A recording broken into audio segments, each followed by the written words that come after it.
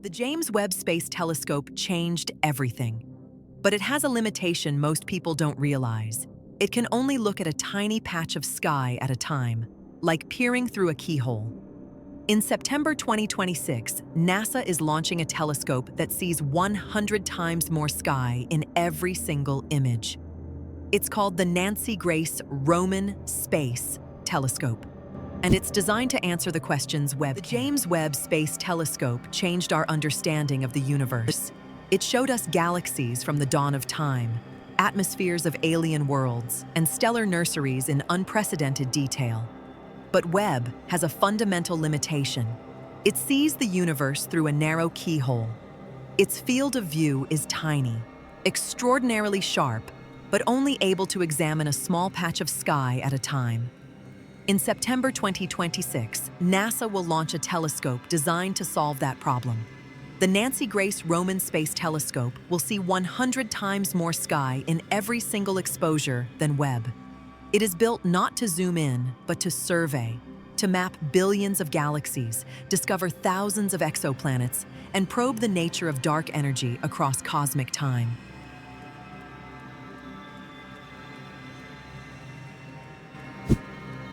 The James Webb Space Telescope is the most powerful space observatory ever built. Its 6.5-meter gold-plated mirror collects infrared light with extraordinary sensitivity, revealing objects so faint and so distant that they are invisible to every other telescope. But Webb's field of view, the area of sky it can photograph in a single exposure, is roughly the size of a grain of sand held at arm's length. To survey a large area, Webb must take thousands of individual pointings and stitch them together, a process that takes months or years. This is by design.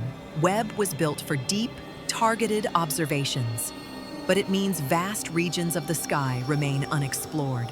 Roman was built to fill that gap. The Nancy Grace Roman Space Telescope carries a 2.4-meter mirror, the same size as Hubble's, but with a camera that sees 100 times more sky per exposure. In a 5-year primary mission, Roman will survey billions of galaxies across enormous swaths of the cosmos. Its 2 main instruments will tackle 2 of the biggest questions in physics. What is dark energy? And how common are Earth-like planets? The Wide Field instrument will map the distribution and shapes of hundreds of millions of galaxies, measuring how dark energy has influenced the large-scale structure of the universe over time. The coronagraph instrument will directly image planets orbiting other stars by blocking the blinding light of their host stars.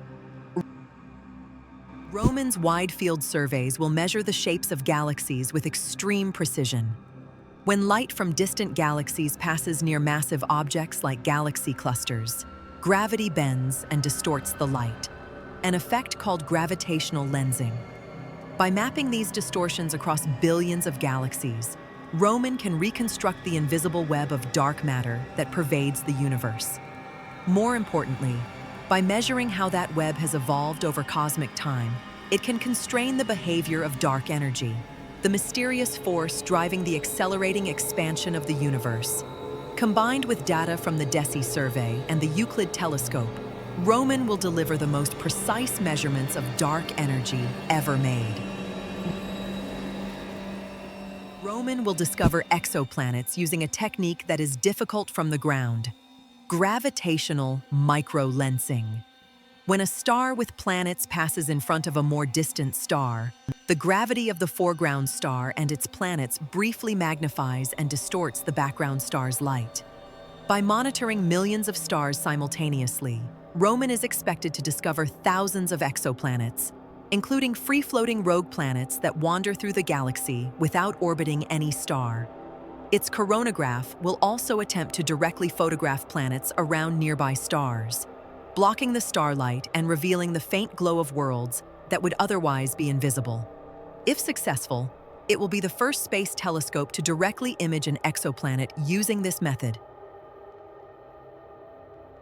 The telescope is named after Nancy Grace Roman, NASA's first chief of astronomy, who joined the agency in 1959 and was instrumental in the development of the Hubble Space Telescope. Known as the Mother of Hubble, Roman fought for decades to secure funding and support for a large space telescope at a time when many in the scientific establishment doubted it was possible or worthwhile. She was one of the first women to hold an executive position at NASA. The telescope that bears her name carries forward her vision, not just of a single instrument, but of a philosophy: that the universe rewards those who look at it with the widest possible eyes. When Roman launches in September 2026, it will join Webb, Euclid, and the ground-based Rubin Observatory to form the most powerful suite of survey instruments in the history of astronomy. Together, they will map the universe across wavelengths, distances, and time, from the nearest exoplanets to the most distant galaxies. Roman alone will generate more data in its first year than Hubble has produced in over 3 decades.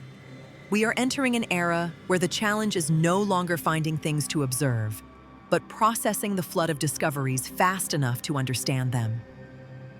The telescope that sees 100 times more sky than Webb is not just an incremental improvement, it is a fundamentally new way of looking at the cosmos.